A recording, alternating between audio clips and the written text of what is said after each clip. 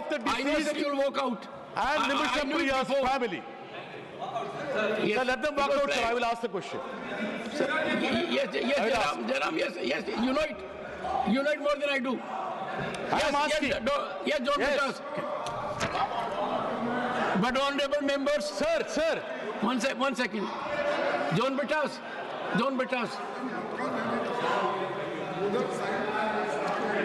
Ram Gopal Yadav ji, this is Honorable important members, what really hurts me is that I made full opportunity available to the opposition to put their stand. Am I right, Bhupender ji? Full opportunities were given to them, and there is no reason for them to walk away from their constitutional obligation. They are not walking out from the house, and the entire nation is worked up with Waqf. Entire nation is looking up to the parliament to find a resolution to this issue. John Bitas, supplementary number 1. Sir, thank you very much, sir. 1 second. Leader of the House. Yield. Yield as per directive.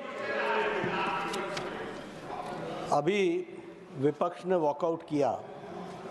सभापति जी, मैं कहना चाहता हूं, आज प्रातः से आपने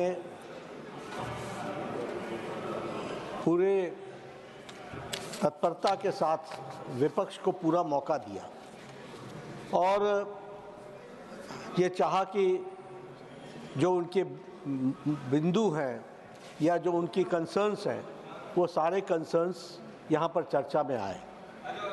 कुछ सदस्यों ने नियमों को तोड़ा भी, उस पर भी आपने बहुत दरिया दिल दिखाते हुए प्रयास किया कि उन पर कोई एक्शन न हो और उनको आपने वार्न किया।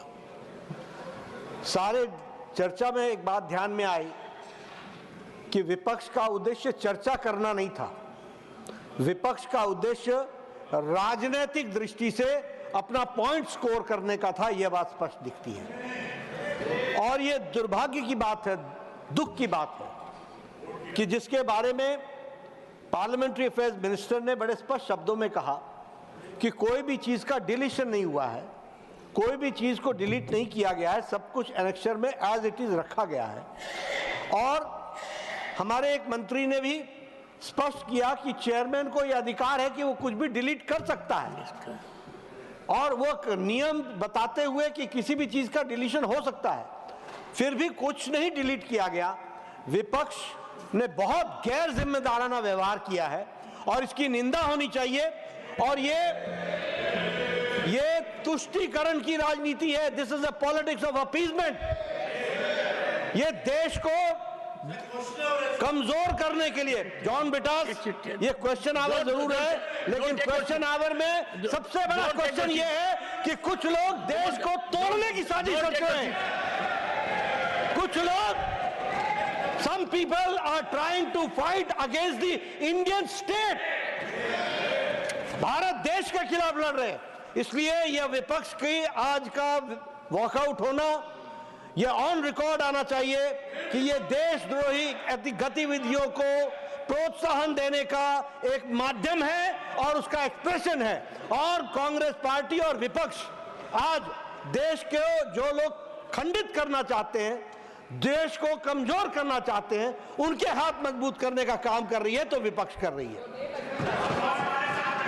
माननीय सदस्यगण, एक second, I will call you. माननीय सदस्यगण, जब भी देश में कोई बड़ा बदलाव आता है और बदलाव जनता चाहती है और एक समस्या का समाधान चाहती है, तो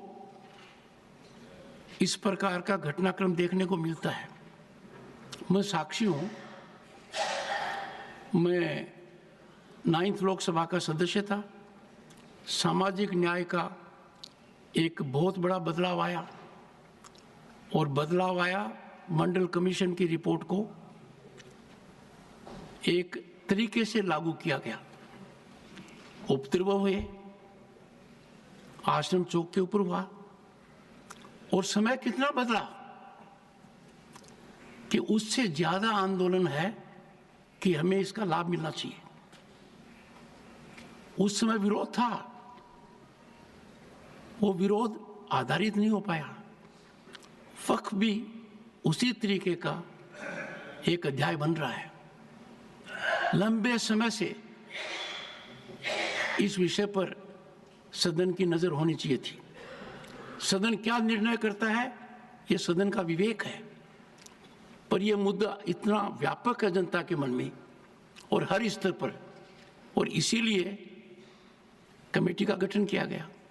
माननीय भूपेंद्र यादव ने तार्किक बात कही कि जिस तरीके से मुझे अधिकार है, इस कुर्सी पर बैठने वाले को अधिकार है, लोकसभा के अध्यक्ष को है, कि कोई बात ऐसी कही जाए जो रिकॉर्ड में नहीं आनी चाहिए।